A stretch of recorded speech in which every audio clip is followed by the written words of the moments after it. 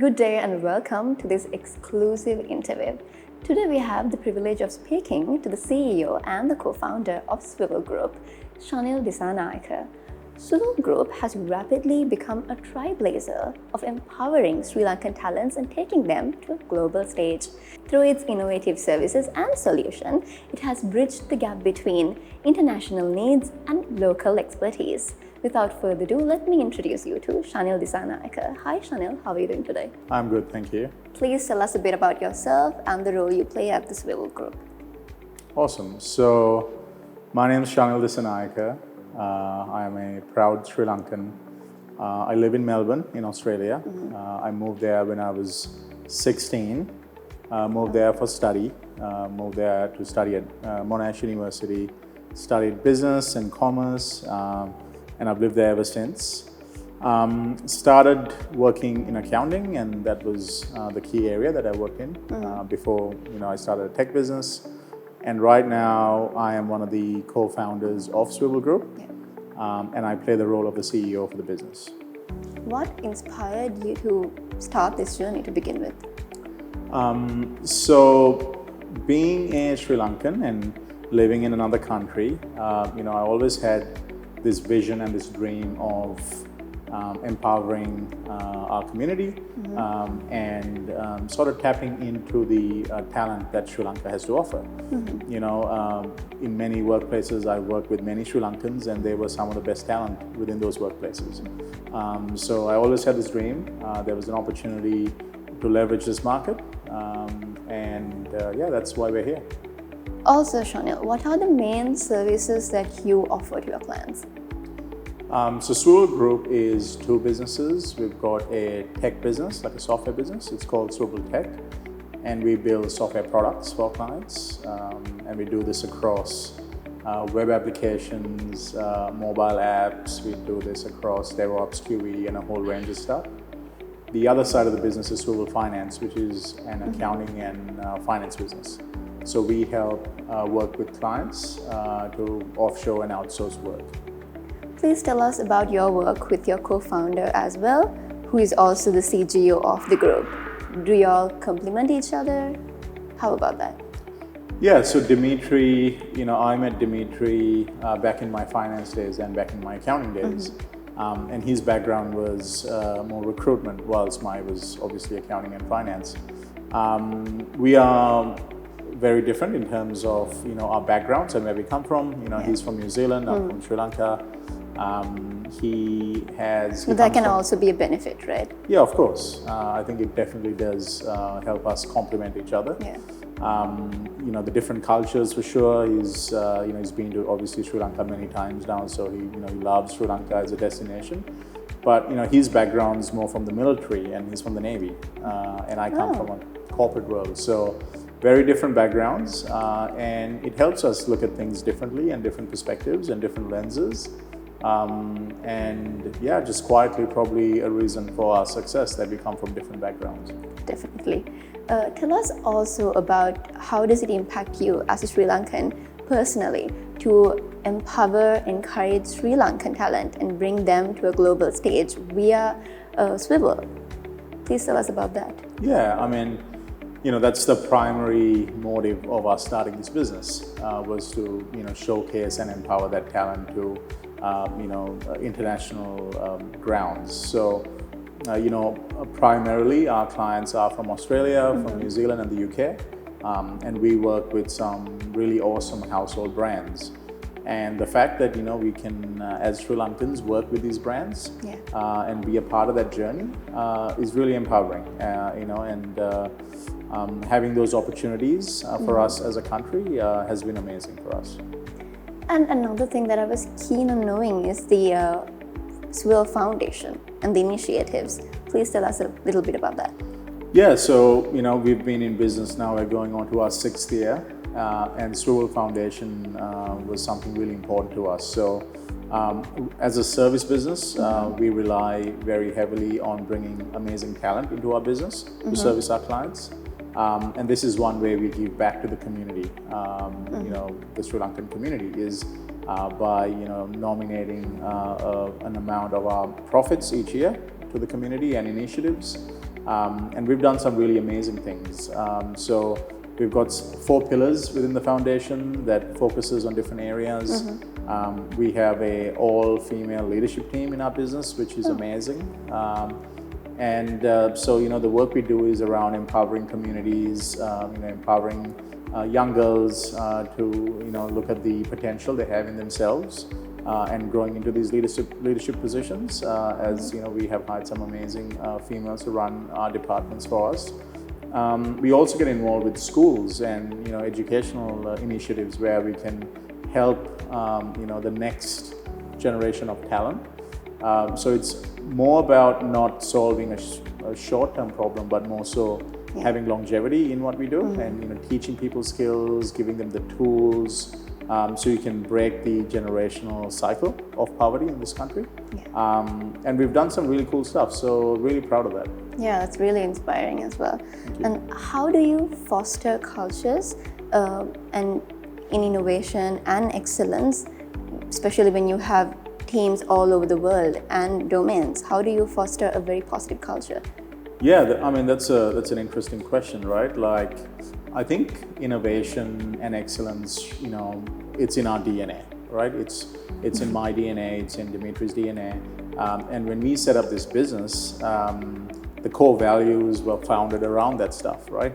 So every single person we hire in the business, it's really important to us that they have innovation and excellence as a part of how they look at the work they do and the way they live.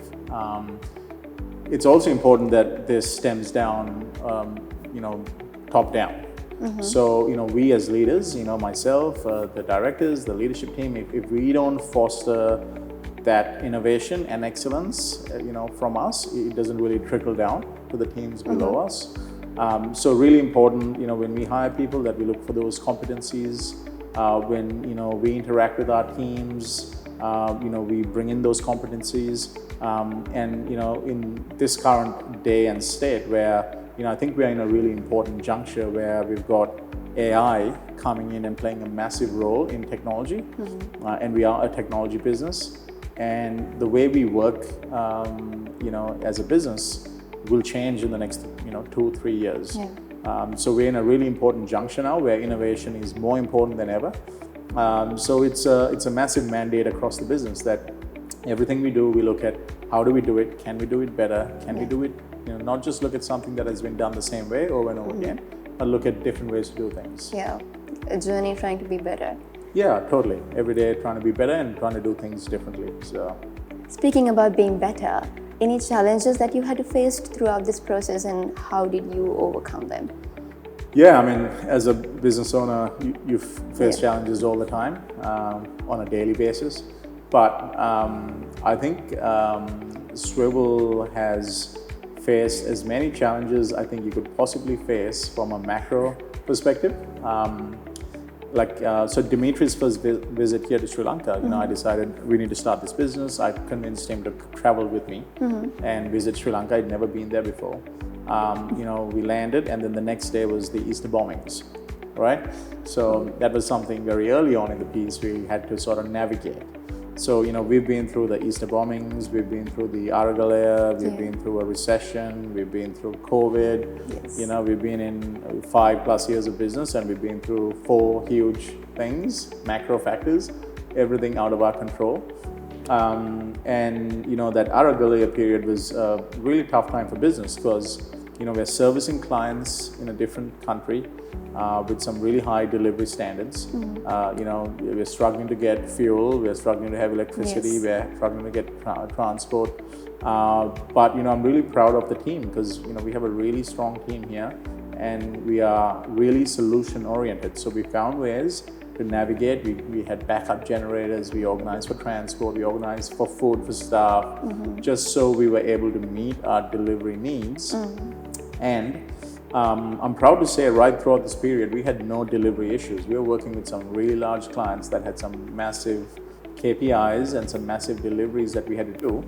And right through that journey, we had no delivery issues, just, with the proactive nature of trying to fix these problems. And that was probably one of our largest challenges. And then after that, you have the whole tech crunch and the talent crunch where you have people migrating. So again, shortage of talent was another issue for us. But I think, being proactive and having an open mind and thinking of innovative solutions, we've been able to navigate through this. And I'm hoping the next 5 years we'll have a lot less of these situations to deal with. Yeah. Talking about the next 5 years, what are your plans? How do you envision the company's evolution for the 5 years? Yeah, I mean, I think doing this for a little bit now, you understand, you have a clearer vision as to where you want to go as a business. I think from a technology perspective, we really want to embrace AI and we really want to embrace the latest technologies. And more so from a necessity, like we will have to do that if we want to be successful. So, the vision for us is continue to work with amazing clients across the world, to continue to grow the business, work with the latest technologies, give Sri Lankans the opportunities to work with amazing clients. Right now we work in 2 or 3 locations globally, but we will look to expand that. So we might look to set up offices, in the US or in Europe or in the Middle East. These are all, within roadmap for the next 5 years. Getting a little personal here, how do you manage your professional responsibilities with your personal life? Yeah, it's hard, right? Like you think when you start a business, you have autonomy and time and you have the freedom, but it's actually the opposite. Like you never stop working.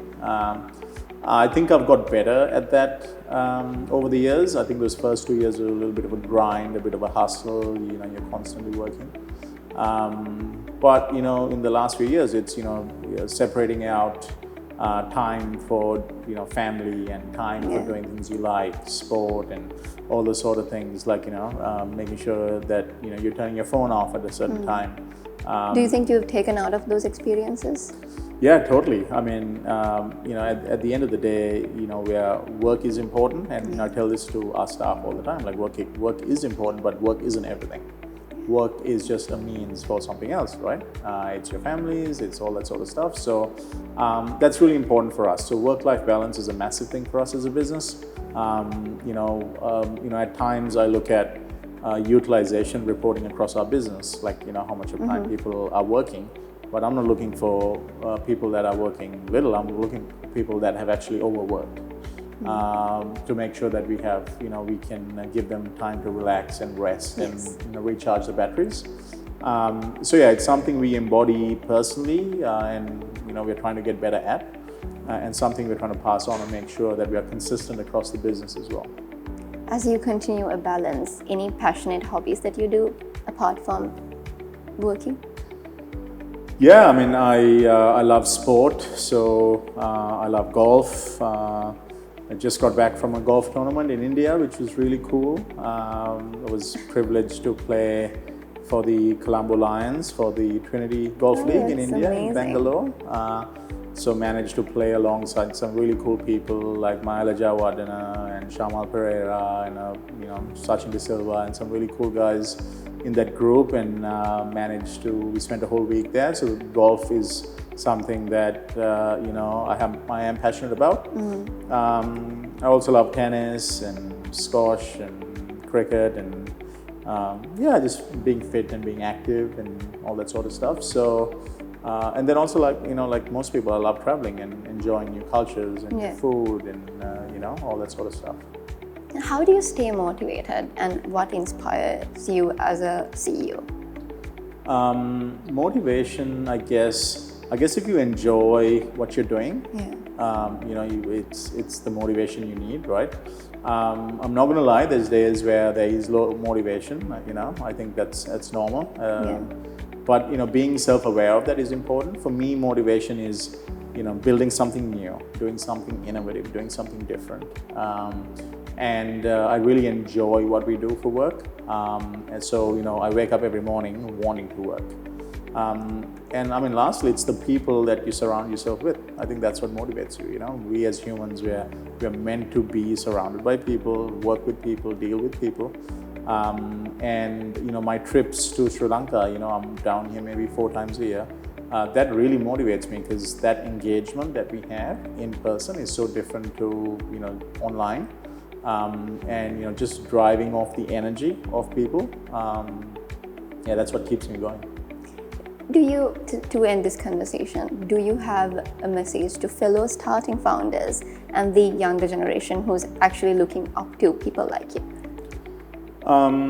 Yeah, I mean, I don't know if I have any sound advice, but I can share experiences from my end. I mean, firstly, you really need to love what you're doing, right? Because there's going to be more bad days than good days. So if you don't love what you're doing, it's going to be a bit of a grind. Surround yourself with smart people. We do that all the time. We have business advisors, we have board advisors, we have personal coaches. We have amazing teammates and team members. So surrounding yourself with smart people is really important because I realize I don't know everything. And realizing that you don't know everything is, I think, the starting point. So yeah, doing something you're really passionate about and surrounding yourself with smarter people is always a good start. And at the end, you're following a dream, right? Yeah. You got one life and you need to go for it. So thank you, Shanil, for joining with us and sharing your invaluable insights and your experiences with us. We wish for your continued success.